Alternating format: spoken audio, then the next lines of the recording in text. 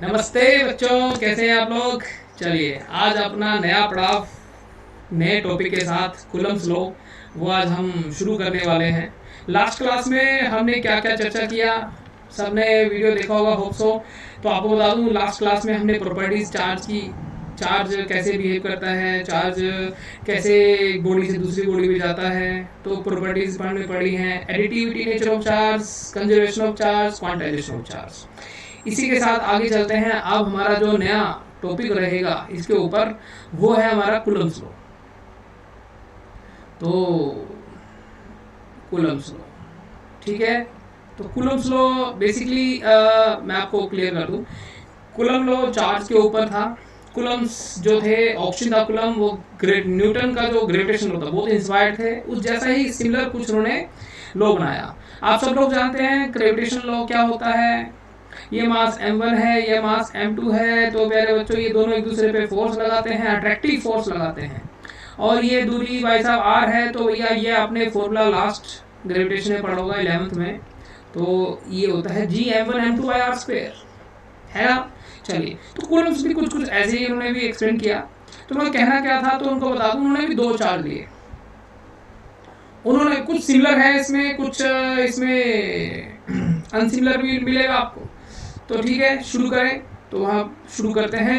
चलिए, तो सबसे पहले मैं आपको बता दूं, कूलम्स लॉ दो चार्ज के ऊपर है, ठीक है। तो दो चार्ज कैसे बिहेव करते हैं। सपोज दैट हमने एक चार्ज ले लिया, इस चार्ज का नाम रख दिया Q1। हमने एक दूसरा चार्ज ले लिया, ये चार्ज ले लिया Q2। अब बच्चा कहेगा सर ये चार्ज तो होते ही नहीं है, तो हमने चार्ज कैसे ले लिया। तो मैं आपको पहले क्लियर कर दूं, हमने सपोज कर लिया एक तरह का एक ऐसा मटेरियल है जिसपे एक चार्ज है Q1, एक पे ऐसा है जिसपे है Q2। अब आपको ये भी पता होगा कि ये जो Q है वो इलेक्ट्रॉन, एक इलेक्ट्रॉन, दो इलेक्ट्रॉन, तीन इलेक्ट्रॉन, कितने भी हो सकते हैं, क्योंकि Q आप निकाल चुके लास्ट क्लास में, नहीं। तो ये Q ये वाला है, ध्यान रखिएगा, ये मटेरियल पे है। तो आप अपनी सुविधा के लिए हम मान लेते हैं कि भाई साहब इस पे चार्ज है Q1, इस पे चार्ज है Q2। अब दोनों दूरी कितनी है, दोनों की दूरी भाई साहब बीच की, तो आपने ले ली r, ठीक है। अब डिपेंड करता है वैसे भी चार्ज कैसा है। हमने लास्ट क्लास में पढ़ा था positive positive repel each other और नेगेटिव नेगेटिव, अरे वो भी रिपेल ईच अदर तो पॉजिटिव और negative attract each other. Suppose मान लीजिए ये प्लस और ये माइनस, ओके गॉट इट। चलिए, बहुत मजा आएगा भाई साहब, बहुत टॉपिक है ऐसे ऐसे। तो एक चीज नोटिस कीजिए कि जो इन दोनों के बीच की फोर्स है वो सिमिलर है, जैसे ग्रेविटेशन हो गई थी। उन्होंने कहा कि अगर मैं यहाँ पे एक कूलम ले लूँ, यहाँ पे एक कूलम ले लूँ, तो दोनों के बीच में फोर्स लगा, तो देखा गया, मान लीजिए 1 मीटर पे है 1 न्यूटन, मान लीजिए सपोज करा है मैंने। अगर मैंने 2 कूलम कर दिया, 2 कूलम कर दिया, तो फोर्स कितनी हो गई, 2 न्यूटन नहीं, देखा गया 4 न्यूटन हो गई, मल्टीप्लाई हुआ। तो ये चीज ध्यान देने वाली है ना। तो ये चीज बताना चाहता हूँ कि ये जो फोर्स है दोनों के प्रोडक्ट के ऊपर है कि नहीं। तो force is directly proportional to charge, two charge, product of magnitude of two charge, ये डिपेंड करती है इनके प्रोडक्ट के ऊपर। और दूसरा, मान लीजिए दो चार्ज हैं, एक यहाँ पे एक यहाँ पे, ये दूरी मान लो 1 मीटर, ओके। तो इनके बीच में फोर्स लगा था कितना, 1 न्यूटन। चलो ठीक है। अब भाई साहब मैंने क्या करा, इन दोनों की दूरी चेंज कर दी, 2 मीटर कर दी। तो बच्चा सोचता है दूरी कम हो गई, तो सॉरी ज़्यादा हो गई, तो इसका मतलब फोर्स भी घट गई होगी। कितनी कम हो गई होगी, 1/2 न्यूटन। नहीं भाई साहब, ये यूनिवर्स स्क्वायर लॉ को फॉलो करती है। अगर 2 मीटर करी है तो देखा गया 1/4 हो गई, टाइम्स फोर्स घट गई 4 टाइम्स, उसका मतलब 2 का स्क्वायर किया। तो force is directly proportional to 1/r²। अरे डायरेक्टली बोला भाई साहब, 1/r² लिखेंगे फिर, तुम मिला बस देखिए इधर, इसको साफ कर दो। ये बात समझ में आ गई। अच्छा, अरे कुछ नहीं, टाइम पास है क्या, बहुत आसान है। चीज़ों को आसान समझोगे तो होगी, मुश्किल समझोगे तो मुश्किल होगी। ये सब साइकोलॉजिकल है, ठीक है। तो बस समझिए और मेहनत करिए, राइट। तो दोनों को जब लिखा गया तो force is directly proportional to Q1 Q2 divide by r²। तो जब इसको पूरे को खोला गया, एक कांस्टेंट आया जिसका नाम रखा गया क्या, कूलम कांस्टेंट। क्या रखा गया, कूलम कांस्टेंट। तो K जो होता है, where K is called coulomb constant. ऐसा कूलम कांस्टेंट क्या है ऐसा, तो कूलम कांस्टेंट के बता दूं, K होता है 1/4 पाई एप्सिलॉन नॉट। हे भगवान, यहाँ क्या बोल दिया भाई। आपको बता दूं ये जो एप्सिलॉन नॉट है, ये भाई साहब यहाँ लिख लो 1/4 पाई एप्सिलॉन, इस सिंबल को एप्सिलॉन कहा जाता है, इसके नीचे लगा दिया note, Q1 Q2 by R square. और ये 1/4 पाई एप्सिलॉन नॉट जो होता है, इसका वैल्यू जो होता है 9 × 10⁹ होता है न्यूटन मीटर स्क्वायर पर कूलम स्क्वायर। लिखना मत भूलिएगा, बता दूं आपको मैं, ठीक है मेरे बच्चों। तो एप्सिलॉन नॉट क्या होता है ये तो बता दो सर। एप्सिलॉन नॉट है इज द परमिटिविटी, सब बताऊंगा, चिंता मत करो भाई साहब, एक एक चीज रफ्तार से करेंगे भाई साहब। फ्री स्पेस, अब फ्री स्पेस क्या होता है? एक ऐसा स्पेस इमेजिन करो जहां पे कुछ नहीं होता है, तो क्या होता है? बस दो चार्ज होते हैं, okay, done done done done done done. तो भाई साहब ये दो चार्ज है Q1, ये दो चार्ज है Q2। मान लीजिए दोनों भाई साहब एक दूसरे को याद कर रहे थे, तो दोनों नजदीक आए भाई साहब, ओहो, तो भाई साहब दोनों के बीच में फोर्स लगा 100 न्यूटन। अब किसी बच्चे ने, शरारती बच्चे ने दोनों चार्ज को पकड़ा और भाई साहब दूसरे मीडियम में ले आया, मान लो वोटर में ले आया, तो क्या देखते हैं भाई साहब, दो चार्ज जब ये मीडियम चेंज हो गया भाई, यहाँ 200 न्यूटन लग रहा था, तो इनके बीच में कितना फोर्स रह गया? मान लो 30 न्यूटन रह गया, तो बचा 70 न्यूटन। कहाँ रह गया? तो भाई साहब 70 न्यूटन ये मान लो इस मीडियम ने अपने अंदर परमिट कर लिया। हाँ इसको बताऊंगा कारण, इसका थोड़ा सा लॉजिक है। अच्छा तो सुनिएगा, इंपॉर्टेंट है वो। तो एप्सिलॉन नॉट क्या करता है? फोर्स घटाता है बढ़ाता है? घटा देता है। तो भाई साहब मीडियम चेंज होते हैं, फोर्स घट गई दो चार्ज के बीच में सेम दूरी पे, ठीक है, ओके। तो एप्सिलॉन नॉट क्या करता है? एप्सिलॉन नॉट फोर्स को घटा देता है, ऐसे लिख लो भाई साहब, क्या फर्क पड़ता है, दिमाग में सेट बैठना है, देता है, ठीक है, ओके, यहाँ तक समझ में आया। चलिए अब बच्चे पूछे कि ऐसा होता क्यों है? जो फ्री स्पेस में लिखा आपने, तो फ्री स्पेस फोर्स लिखी आपने के मतलब 1/4 pi epsilon naught Q1 Q2 by R square. अगर मीडियम में जाऊं तो मीडियम में जाते हैं क्या हो जाएगा? तो भाई साहब ये जो है एप्सिलॉन नॉट, ये इसका नाम बदल जाएगा, एप्सिलॉन हो जाएगा। क्यों? क्योंकि भाई साहब एप्सिलॉन नॉट तो स्टैंडर्ड है स्पेस, फ्री स्पेस के लिए। तो इन दोनों की नेचर क्या है? तो अगर हम दोनों को डिवाइड कर दें, ये मान लो फ्री स्पेस में है, ये मीडियम है, तो भाई साहब दोनों को डिवाइड करो, तो भैया देखो ध्यान से कुछ कुछ कट जाएगा, तो भैया रिलेशन आ गई किसके बीच में? एप्सिलॉन और एप्सिलॉन नॉट के बीच में। तो रिलेशन क्या है? देखो देखो देखो देखो, कट गया, ये कट गया, ऐसे ही कट गया भाई साहब। तो F naught by F M कितना आया? ये आ गया भाई साहब, एप्सिलॉन ऊपर चला गया, एप्सिलॉन नॉट। इसको बोलते हैं relative permittivity, epsilon R, relative permittivity, okay. तो एफ एम किसके बराबर हो गया? F naught by epsilon R. This is called relative, relate किया गया भाई साहब, जैसे रिलेटिव डेंसिटी होती है ऐसे रिलेटिव परमिटिविटी होती है। ये क्या बताती है? देखो बताता हूं आपको। मान लो ये खाली स्पेस है, ठीक है, यहाँ पे मान लो कुछ नहीं था भाई साहब, दो चार्ज थे, ठीक है, ओके। मैं इन दोनों चार्ज को भैया दूसरे स्पेस में ले गया, यहाँ ले आया, मैं ऊपर था यहाँ पे, यहाँ थे दो चार्ज, दो चार्ज को उठा के दूसरे मीडियम में ले आया, तो क्या इसमें लिखा हुआ है कि इसकी एप्सिलॉन आर जो है ना रिलेटिव परमिटिविटी 5 है। तो ये इसका मतलब क्या है? इसका मतलब ये है कि ये 5 टाइम्स फोर्स घटा देता है। अगर इधर फोर्स भाई साहब 100 न्यूटन लग रहा है ना, तो इधर दो चार्ज के बीच में फोर्स कितना हो जाएगा? अरे 20 न्यूटन हो जाएगा भाई। ये वही तो है, F M is equal to 100 divide by F naught by epsilon R. कितना हो गया? 20। मान लो मेरा दूसरा स्पेस मतलब दूसरा स्पेस ये ले लो, यहाँ पे ले आया मैं, तो इसमें लिखा गया कि इसकी रिलेटिव परमिटिविटी 20 है। इसका मतलब ये रिलेटिव परमिटिविटी 20 का मतलब है भाई साहब, जो मीडियम फ्री स्पेस में फोर्स लग रही थी दो चार्ज के बीच में, वो जैसे ही भाई साहब दूसरे मीडियम में आएगा, तो वहां जाके फोर्स कितना हो जाएगा? वहां जाके फोर्स भाई साहब 20 टाइम कम हो जाएगा। अगर वहां 100 लग रही है तो वहां पे कितनी हो जाएगी? 5 हो जाएगी। क्या फॉर्मूला लगाया आपने भाई साहब? F M is equal to F naught by epsilon R. किसी बच्चे बोलते जी होता क्यों है ऐसा?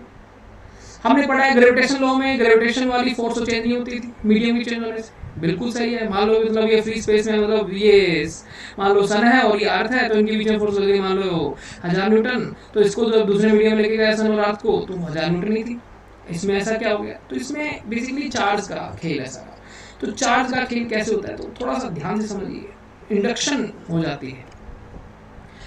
तो बेसिकली ये दो चार्ज थे Q1 और Q2, ठीक है। इस पे चार्ज था पॉजिटिव और इस पे भी चार्ज था मान लो पॉजिटिव, ठीक है। मैं इसको वाटर में ले आया, वाटर में चार्ज भी होते हैं, तो यहाँ पे फोर्स लग रही थी 100 न्यूटन। ध्यान से वैसे भी देखिए, मतलब ये इस पे कितना फोर्स लगा था 100 न्यूटन। ओके चलो समझ में आता है, ओके भाई वेरी गुड। जैसे वैसे इसमें लेके आया, थोड़ा ध्यान दीजिएगा, ये प्लस है तो इसके आसपास भाई साहब बहुत सारे मॉलिक्यूल्स हैं, तो भाई साहब मॉलिक्यूल्स क्या करेंगे, तो ये प्लस क्या करेगा, तो भैया ये वाला जो प्लस था ये इस पे फोर्स लगा रहा था इस डायरेक्शन में 100 न्यूटन। अब ध्यान देने वाली बात है बच्चों, इंपॉर्टेंट है, इसके आसपास माइनस माइनस इंड्यूस हो जाते हैं, तो ये तो फोर्स लगाते हैं ही नहीं लगाते। तो बेसिकली क्या देखा जाए तो ये वाले जो माइनस कंसीडर होते हैं, ये वाले जो माइनस थे मीडियम के, तो ये इस पे अपनी तरफ फोर्स लगाएंगे। अब सोच रहे इसमें एक इंड्यूस चार्ज फोर्स होगी, सॉरी इंड्यूस चार्ज के कारण फोर्स डेवलप होगी, तो एफ नेट कितना होगा, जो इसने लगाया 100 माइनस इंड्यूस, ये कारण होता है। क्योंकि मीडियम क्या करेगा, कुछ तो बिहेव करेगा, और वो उस प्लस पे भाई साहब चारों तरफ से, तो ये मान लीजिए कि ये वाले माइनस, मतलब ये प्लस भी तो इनको माइनस को अपनी तरफ खींच रहा होगा, सिमिलरली इस पे भी कुछ हो रहा होगा एक्शन ऐसा, तो ये मान लीजिए यहाँ पे माइनस ऐसे ऐसे, और ये इधर ये कौन लगा रहा था, ये वाला चार्ज, ए चार्ज बी पे, ठीक है। तो इस पे भी तो ये भैया ये लगी, तो इंड्यूस फोर्स आ जाती है, ठीक है, यहाँ तक बात समझ में आती है। तो उसके कारण क्या हो जाती है, फोर्स घट जाती है। तो भैया यही होता है परमिटिविटी का मतलब। तो आगे बढ़ते हैं, आगे क्या बढ़ते हैं अभी बताता हूँ भाई साहब, अभी करने हैं अपने बहुत सारे सवाल। तो सबसे पहले तो आपको बता दूँ, फॉर्मूले को याद कर लो। ये फॉर्मूला भाई साहब बहुत काम आने वाला है, 1/4 pi epsilon naught Q1 Q2 by R square. और इसको ऐसे भी लिखा जाता है मीडियम के लिए 1/4 pi epsilon R epsilon naught Q1 Q2 by R square. ये कैसे लिख पाया, क्योंकि भाई साहब आप लोग जानते हो एप्सिलॉन बाय एप्सिलॉन नॉट होता है, ये बात समझ में आती है। एप्सिलॉन नॉट की वैल्यू भी गिवन है, बेसिकली 8.85 इंटू 10⁻12 और हो जाएगी कूलम स्क्वायर पर न्यूटन पर मीटर स्क्वायर। बिना यूनिट के ये एक नंबर कहलाता है, तो यूनिट जरूरी है लिखना भाई, याद रख, है कि नहीं। चलिए, तो ये बात समझ में आ गई। अब दुनिया में वैसे सबसे मिनिमम फोर्स कितनी हो सकती है, कितनी हो सकती है, मान लो 1 मीटर पे लग गया 2-4 केस में। तो आप बता दो, ये भी एक एचसीवी में क्वेश्चन है, एचसी वर्मा में जो सवाल है ये पूछा गया मिनिमम फोर्स कितनी हो सकती है। मान लो कितना कम से कम चार्ज हो सकता है, बच्चा कहता है 1 नहीं ई, ये भी ई, तो बच्चों के ई स्क्वायर, अगर दोनों के बीच की दूरी ले लूँ मैं 1 मीटर, तो भाई साहब ये 1 मीटर, समझ आई। इसको बोला जाता है मिनिमम फोर्स, राइट। इसके बाद क्योंकि ई एक नंबर यहाँ पे 1 है ना, ठीक है, ओके, यहाँ तक क्लियर है। तो ये हमारा छोटा बेसिक डिस्क्रिप्शन किसके ऊपर, कूलम्ब्स लॉ के ऊपर। ऐसे तो चर्चा करते रहो भाई साहब, टाइम है ना निकलता जाएगा, तो टाइम का भी तो थोड़ा ध्यान रखना है, हमें आगे ही बढ़ना है, हमें बहुत कुछ पढ़ना है। चलिए आगे बढ़ते हैं। तो कुछ सवालों के साथ आया हूँ मैं, ठीक है। तो ये सवाल थोड़ा थोड़ा आपको कॉन्फिडेंस बढ़ाएंगे, साथ साथ हम न्यूमेरिकल्स भी करते हैं, साथ साथ हम थ्योरी भी करते हैं, क्योंकि भैया बहुत कॉम्पिटिशन है आज के ज़माने में। अगर आप चाहते हो कि आप अच्छा करो, तो इसके लिए भैया आपको मेहनत तो देखो करनी पड़ेगी। मैं भी पूरी मेहनत करूंगा, ये सीरीज रेगुलर चलेगी, पूरा साल चलेगी, पूरा आपका साथ देंगे और बस साथ देंगे। अरे क्या बात है, चलो सवाल करते हैं, टाइम पास नहीं करने का। इधर देखिए, तो ये चार्ज कितना +1 माइक्रोकूलम, ये चार्ज कितना +5 माइक्रोकूलम, और दोनों मुझे ratio of force acting on them will be. चलो पॉज करो वीडियो को और करो सवाल को, जल्दी करो, हो गया। चलिए फिर, अरे म्यूचुअल फोर्स है भाई, अरे कुछ नहीं, time pass question, nonsense. 1/4 pi epsilon not, और ये कितना हो गया 1 माइक्रोकूलम 10⁻⁻6, ठीक है, और ये हो गया 5 माइक्रोकूलम 5 × 10⁻⁻6 डिवाइड बाय दूरी कितनी है, कितनी ले लो भाई, क्या फर्क पड़ता है, और मान लो। अरे भाई साहब जो फोर्स ये इस पे लगा रहा है वो भी तो म्यूचुअल फोर्स होती है, अभी बताया पिछले बार। म्यूचुअल फोर्स कहलाती है भाई, क्या कहलाती है, म्यूचुअल फोर्स, ठीक है। क्लियर हो गया सवाल, तो ऑप्शन क्या रहेगा, यस। तो कितना फायदा हो गया, है ना। सवालों से फिजिक्स समझ में आती है। चलिए अगला सवाल करना पूरा कॉन्फिडेंस के साथ, गॉट इट। वीडियो पॉज करो, सोचो, हो गया। चलिए सर, आपसे बोला गया कि मान लो दो भाई साहब चार्ज Q1 Q2 गुटरगु कर रहे हैं भाई, है कि नहीं, बात कर रहे हैं, चुगली कर रहे हैं किसी, तो भैया दोनों एक दूसरे पे फोर्स लगा रहे हैं, ठीक है, मान लीजिए कोई फोर्स लगा रहे, तीसरा चार्ज आ गया बीच में, तो आपसे पूछा गया इसके आने से तो ये बता दीजिए कि क्या इन दोनों के बीच का जो फोर्स था F, क्या उस पर कोई इफेक्ट पड़ेगा? आंसर है नहीं पड़ेगा। क्यों नहीं पड़ेगा? क्योंकि भाई साहब ये इनकी आपस की म्यूचुअल फोर्स है। ये आने से भाई साहब इस पे फोर्स ज्यादा लग सकती है, मान लो ये भी प्लस है तो ये इसको रिपेल कर सकता है, क्योंकि अगला जो टॉपिक है हमारा सुपरपोजिशन प्रिंसिपल, उसी के लिए सवाल लेके आया हूं मैं। तो बच्चों इस चार्ज पे एक से ज्यादा फोर्स लग रहा है, बट भाई साहब इसकी और इसके बीच की फोर्स को कोई डिस्टर्ब नहीं करता, तो इन दोनों के बीच का फोर्स कितना रहेगा? F रहेगा। तो आंसर क्या रहेगा? Remains unchanged. चलिए नेक्स्ट क्वेश्चन, है कि नहीं? टाइम पास है तो आसान था, है कि नहीं बच्चों? चलिए आगे बढ़ते हैं। नेक्स्ट क्वेश्चन,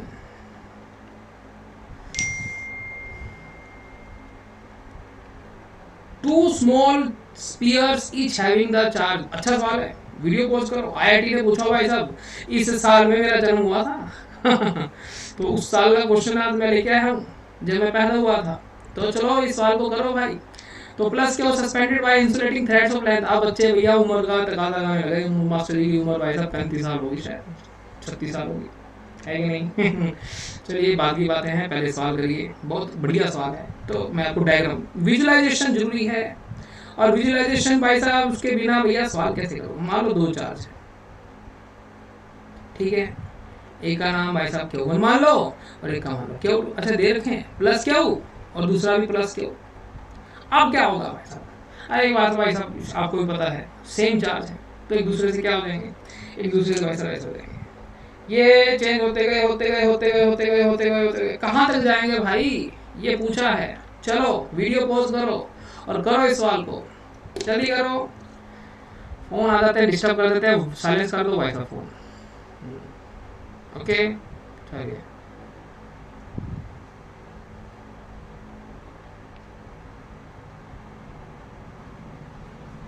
हो गया? चलिए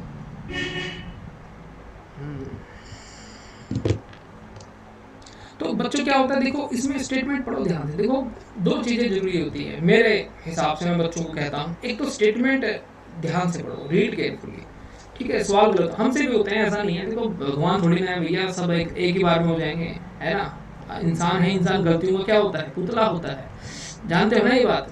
तो ये सवाल करने से पहले आपको क्या चाहिए? स्टेटमेंट पढ़ो। दूसरा फिर इमेजिंग करो, डायग्राम बनाओ। डायग्राम मतलब फिजिक्स मतलब डायग्राम।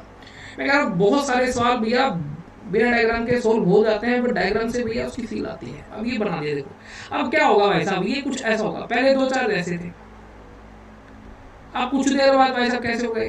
तो भाई साहब ये ऐसे एक दूसरे से दूर हो गए, तो जब ये दूर होंगे तो ये क्या होगा? नोटिस करो भाई साहब, ये वाला चार्ज इधर चला गया, ये वाला, ये मान लो 1, और ये वाला चार्ज भाई साहब इधर चला गया। क्या इनकी लेंथ चेंज हुई? नहीं, लेंथ तो है।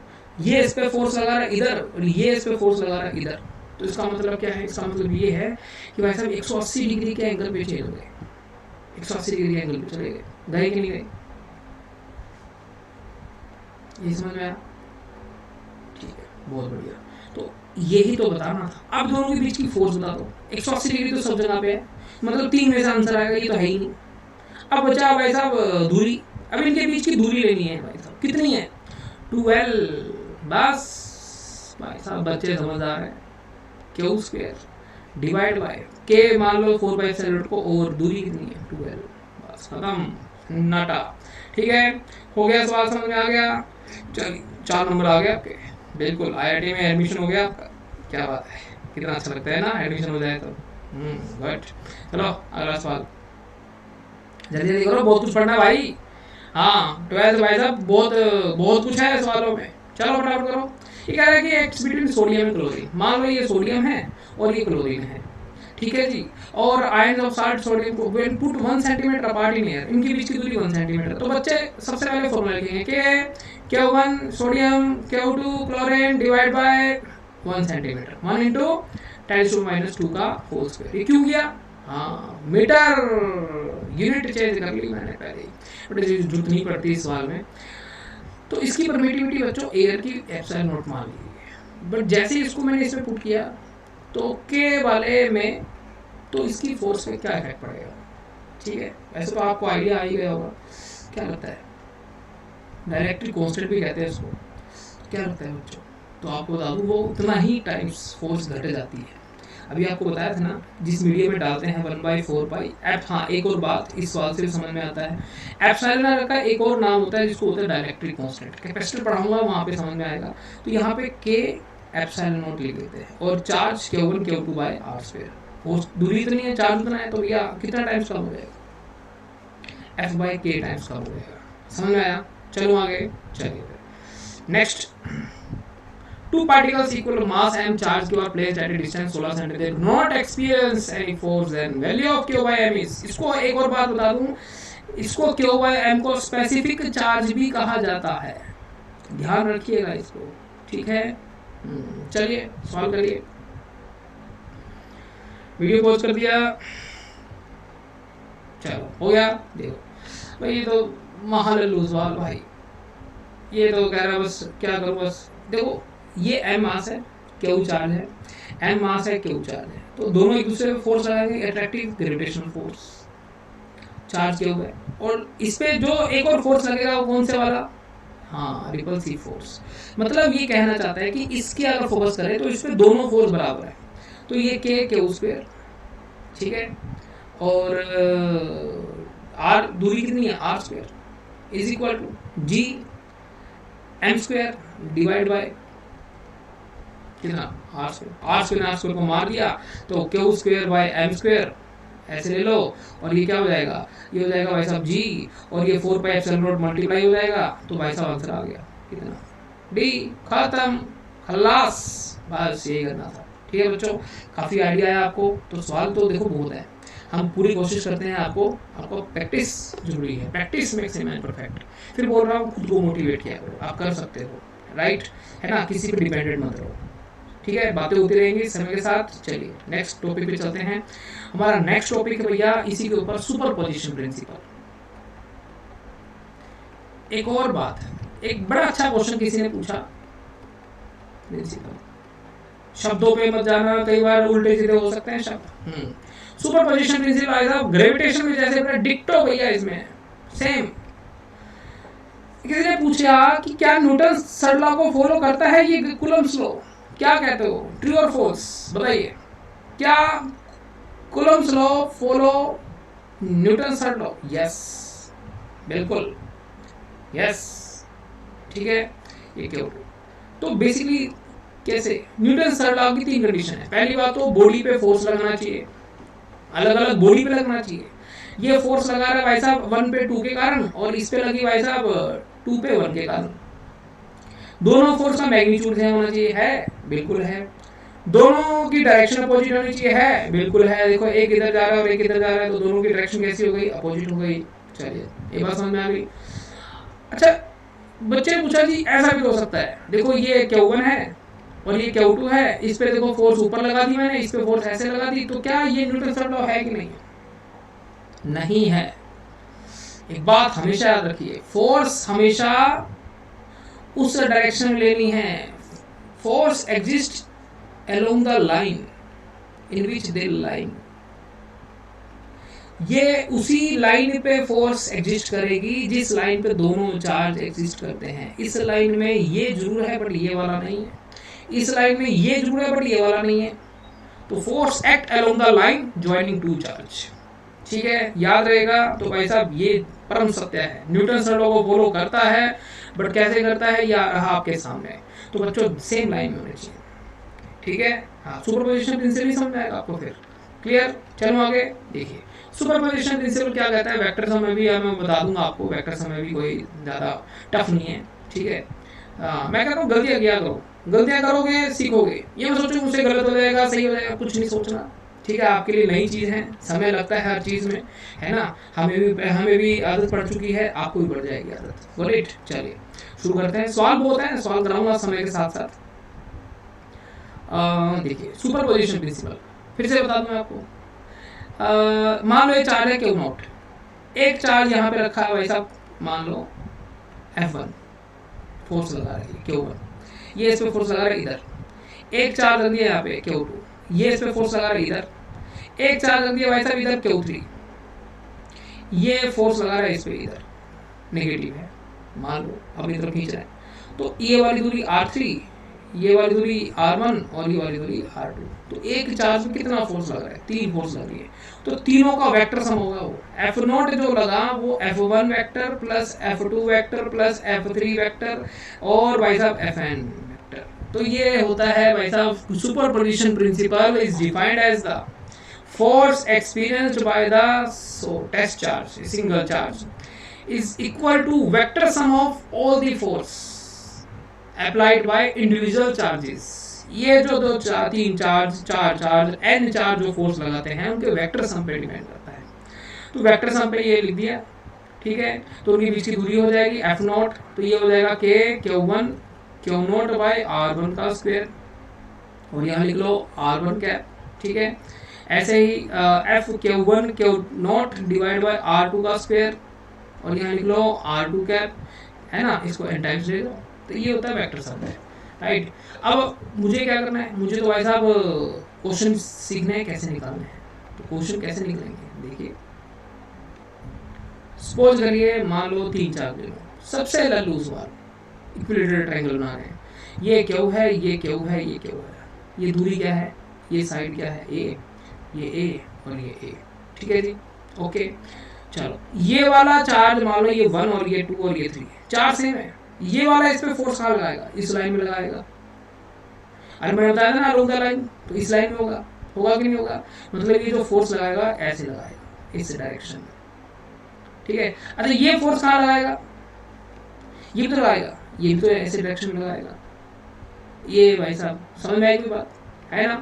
तो इनके बीच का एंगल कितना, थीटा।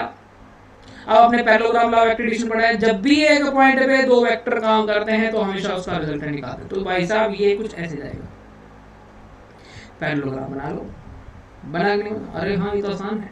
तो बस दो फोर्स हैं, तो ये वाली फोर्स कितनी है, चार्ज है क्यू, साइड है ए, तो क्यू स्क्वायर डिवाइड बाय ए स्क्वायर के, ये वाला चार्ज क्यू स्क्वायर ए स्क्वायर इनटू के, बट दोनों फोर्स इस पे लग रही है, तो भाई साहब रिजल्टेंट एंगल कितना 60, इक्विलेटरल ट्रायंगल। तो इक्विलेटरल ट्रायंगल है तो भाई साहब आपको पता होगा, इक्विलेटरल ट्रायंगल तो निकाल लो भाई, तो ये हो जाएगा एफ स्क्वायर, सेम है ना force, F square plus 2f1 f2 cos 60 होता है 1/2, तो भाई साहब ये हो जाएगा एफ स्क्वायर, कट गया ना 2 से 2, आ गया ना आइडिया। तो ये आंसर आया √3f, और वैल्यू पुट कर दो, बस ये होता है सुपरपोजिशन प्रिंसिपल। और आगे बढ़ते हैं, सवाल बहुत हैं इस पे। तो सवाल जैसे जैसे करोगे, मान लो मैं आपको एक अच्छा सवाल कराऊंगा, मैं इसके बाद पहले एक सवाल करा दूं, फिर आपको मैं सीधा अच्छे सवाल करेगा। अच्छे तो सारे होते हैं बट थोड़ा सा हट के सवाल। मान लो ये चार्ज, ये क्यों, ये क्यों, ये क्यों, ये क्यों, भाई साहब ये बना रहे हैं आपका स्क्वायर। मैं आपको आइडिया दूंगा, आप खुद ही आइडिया लगा लोगे, आपको सर हाँ समझ में आ गया। अब इसमें चार चार्ज है, चारों चार्ज का साइन कैसा है, सेम, नेगेटिव भी हो सकता है, मतलब अपोजिट भी हो सकता है। ये वाला इस पे फोर्स आएगा इधर, क्यू स्क्वायर ए स्क्वायर के, ये वाला इस पे फोर्स लगाएगा इधर, के Q square A square, got it, ठीक है। अब मान लो ये इन दोनों का रिजल्टेंट, ये एंगल कितना 90 डिग्री, तो आप समझ गए होंगे भाई साहब इसका जो रिजल्टेंट आएगा 90 डिग्री होगा, कोस 90 0 होता है, तो इसका रिजल्टेंट आएगा के क्यू स्क्वायर ए स्क्वायर √2, ठीक है। एक और चार्ज बचा भाई साहब, कौन से वाला, ये वाला, ये कहाँ लगा रहा होगा, ये भी तो इसी डायरेक्शन में लगा रहा होगा, इसकी फोर्स को ऐड कर दो। बट इसके लिए भैया हमें कुछ दिक्कत आ गई, भैया डिस्टेंस नहीं आइडिया आ रहा, ये तो ए है, तो ये कितना है √2a, अरे भाई साहब डायगोनल, तो बस तो ये वाली फोर्स इसमें ऐड कर दो, कितना हो जाएगा के क्यू स्क्वायर ए, ये हो जाएगा 2a स्क्वायर, बस दोनों ऐड करके आंसर जो आएगा वो आ गया, ठीक है, क्लियर, ओके। चलिए, तो ये सुपरपोजिशन प्रिंसिपल के ऐसे ऐसे क्वेश्चन होते हैं, आप करोगे ट्राई तो आएगा, ट्राई नहीं करोगे तो पता कैसे चलेगा। अरे बाइक चलाते हैं, साइकिल चलाते हैं, तो ट्राई की अपने आप थोड़ा ना आया भाई साहब, प्रैक्टिस करनी पड़ती है, तो करो, मजे से करो भाई साहब, बैठा हूँ मैं तुम्हारे साथ, कितना टफ होगा सवाल, कुछ तो आएगा सोल्यूशन, एक दिन में नहीं आएगा, एक घंटे में आएगा, कभी तो आएगा, तो पहले तो विश्वास बना के रखो। चलिए, तो एक लास्ट क्वेश्चन के साथ, है ना, ये फिर अपन नए सेशन में मिलेंगे। आगे बढ़ेंगे, ठीक है। चलिए मान लीजिए एक सर्कल है, घड़ी देखिए आपने, घड़ी घड़ी घड़ी घड़ी देखिए, अच्छा क्या बात है, घड़ी देखिए आपने, बहुत बढ़िया। कहाँ है घड़ी, कहाँ है घड़ी, घड़ी ले ले, एक बार शेप बना लूँ मैं घड़ी की, हाँ दिखने दी भाई, ये रही, बन जा भाई।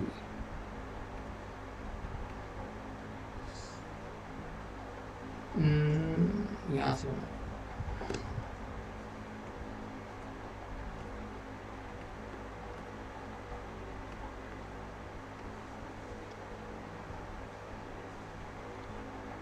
बना ली, ओके ये ले लो, ओके चलो बहुत अच्छे, बहुत बढ़िया। अब इसमें ना नंबर दे दो, नंबर कैसे, यहाँ लिख दो 12,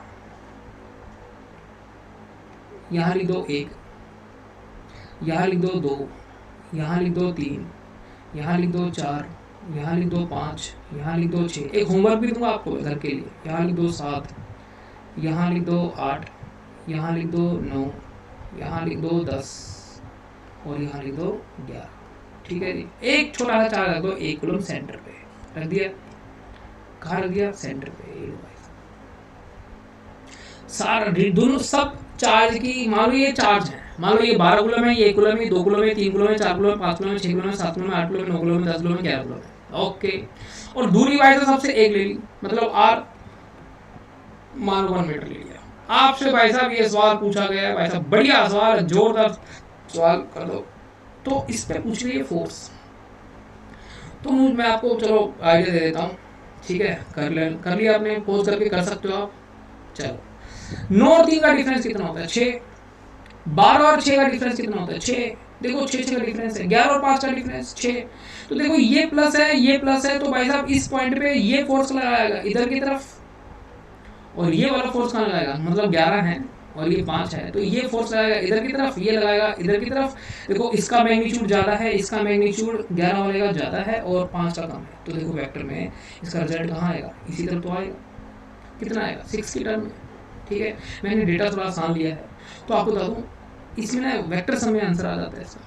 तो कैसे, अच्छा एक और चीज़, ये आप देख पाओगे, ये एंगल कितना है, 60 डिग्री, ये सॉरी 30 डिग्री, ये एंगल कितना है 60 डिग्री, और ये एंगल कितना है 90 डिग्री। इसको मान लो y एक्सिस और इसको मान लो x एक्सिस, तो बस यही आपको दिखाना है। चलिए ओके शुरू करें। तो देखो डिफरेंस निकालोगे तो भाई साहब ये 9 और 3 का डिफरेंस तो 6, तो ये लगी भाई साहब ये वाली फोर्स, ये फोर्स है 6 के, क्योंकि 401 किलो है ना यहाँ पे, है ना, तो 6 के, ओके। अच्छा 8 और 2 का डिफरेंस कितना है, ध्यान से देखो, 8 और 2 का डिफरेंस 6, तो इस डायरेक्शन में फोर्स लगेगा, कितना लगेगा, अब भाई साहब ये भी 6 के लगेगा, बट ये तो भाई साहब ना तो वर्टिकल में ना हॉरिजॉन्टल में है। सिमिलरली ऐसे ही भाई साहब 9, 10 और 4 का लगेगा, देखो तो ये ऐसे लगी, ये 6 के, एंगल कितना 30 डिग्री और ये भी 30 डिग्री, तो दोनों को ऐड कर दिया जाता है भाई साहब यहाँ पे, ये देखो ये ऐड कर दो भाई साहब, एक तो ऊपर वाले का ले लो और एक नीचे वाले का ले लो, तो फोर्स कितनी हो जाएगी, दोनों फोर्स कितनी हो जाएगी, तो भाई साहब ये लिख लो, मान लो ये चार्ज एफ डैश मान लो ये फोर्स, तो ये होगी 2F cos 60, 2F cos 30, ठीक है, तो ये हो जाएगा √3F आई कैप, ठीक है। अरे cos 30 भाई साहब √3/2 होता है। सिमिलरली एक और फोर्स लग रही है, कौन से वाली, ये वाली है। ये देखो 11 वाला कहाँ लगा रहा है, ऐसे एंगल कितना 60 डिग्री, और सिमिलरली भाई साहब 7 वाला पे लगा रहा है एक पे, कितना है ना, और ये हो गया भाई साहब 60 डिग्री, तो इनका भी तो कंपोनेंट होगा, तो ये जो लिखोगे तो ये कंपोनेंट कितना आएगा, तो वो कंपोनेंट भी लिख लो, ये तो हो गया 6 के, तो ये हो गया F डबल डैश, तो ये भी हो जाएगा 2F cos 60, cos 60 होता है 1/2, और ये आई कैप, तो ये 2 से इंक्लूड किया, समझ में आ गया, ठीक है। तो बस अच्छा एक 12 भी तो लगा रहा होगा, हाँ वो भी तो लगा रहा है, ये कहाँ लगा रहा है, नीचे, कितना लगा होगा, तो ये भी तो 6 के लगा होगा, कौन सी डायरेक्शन में, हाँ माइनस जे कैप, बस भाई यही तो निकालना है। तो जो नेट फोर्स निकलती है ना एफ आई एक्स में और एफ जे में, तो बस ये तो लिखी है। तो एफ एक्स कितनी है, 3 बार कर दो, 6 के आई कैप और एफ 6 के आई कैप और ये वाली √3 6 के आई कैप माइनस ये कितनी है 6 के, ठीक है। लो ऐसा आंसर आ गया, कुछ बचा तो नहीं, देख लेना गलती तो नहीं कुछ, सही है ना। ये हो गया 2, ये हो गया 2, ओके। हाँ वर्टिकल कंपोनेंट कट जाते हैं, ठीक है, ओके। तो बच्चों ये सवाल है, और ये सवाल काफ़ी अच्छा है सुपरपोजिशन प्रिंसिपल के ऊपर। दोबारा से फिर करना है इस सवाल को, ठीक है, और कोशिश करना है ना, और बढ़ते रहिए आगे समय के साथ, ओके। तो चलो मिलते हैं नेक्स्ट क्लास में, 3rd सेशन में। आज हमारा दूसरा सेशन कंप्लीट हो गया, बहुत अच्छा गया, होप सो आपको आइडिया आया होगा कुलम्ब्स लॉ का। चलिए नमस्कार, thank you so much, take care.